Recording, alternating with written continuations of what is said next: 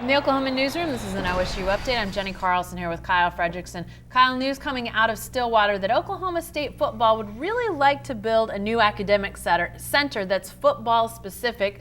They have one for all sports right now in Gallagher-Iba Arena, but what's the news? Mike Gundy really pushing for that next upgrade. Well, yeah, if you're not building, you're kind of falling behind, and that's what Gundy had mentioned. And for years, OSU had really been on the forefront of this facility's arms race in terms of having the latest and greatest. They've used it in recruiting to a lot of success at this point. But I think as of this point, that's probably the next step that they want to take. And Gundy was pretty forthcoming in talking about that. He'd like you mentioned, football specific. He'd like it to be inside Boone Pickens Stadium in the West End Zone and some open space they have.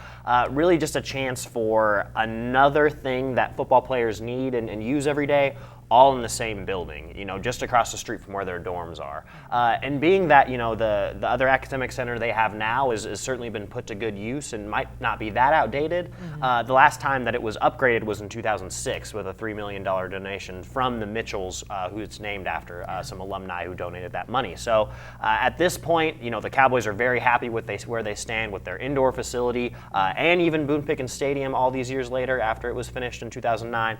But yeah, when we talk about the long-term forecast, it seems like a new academic center is really what they need at this point. Well, and you talk about sort of one of those bells and whistles that draws recruits, but at the same time, APR, that academic mark that is so important, set by the NCAA and determines a lot of things.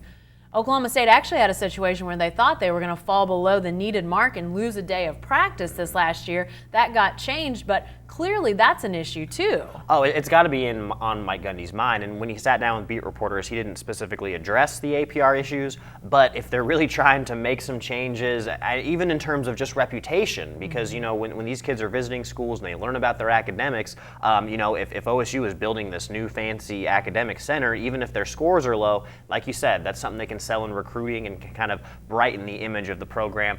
Albeit the merits of APR and how it's done, we could debate that forever. Right. But it's certainly not a good thing for this program when they're competing against some of these other schools. All right, we know you're going to have a story looking deeper into this issue in the Sunday Oklahoman and on News OK, so you'll want to check that out. Be sure to stay with the best coverage team anywhere at newsok.com and every day in the Oklahoman.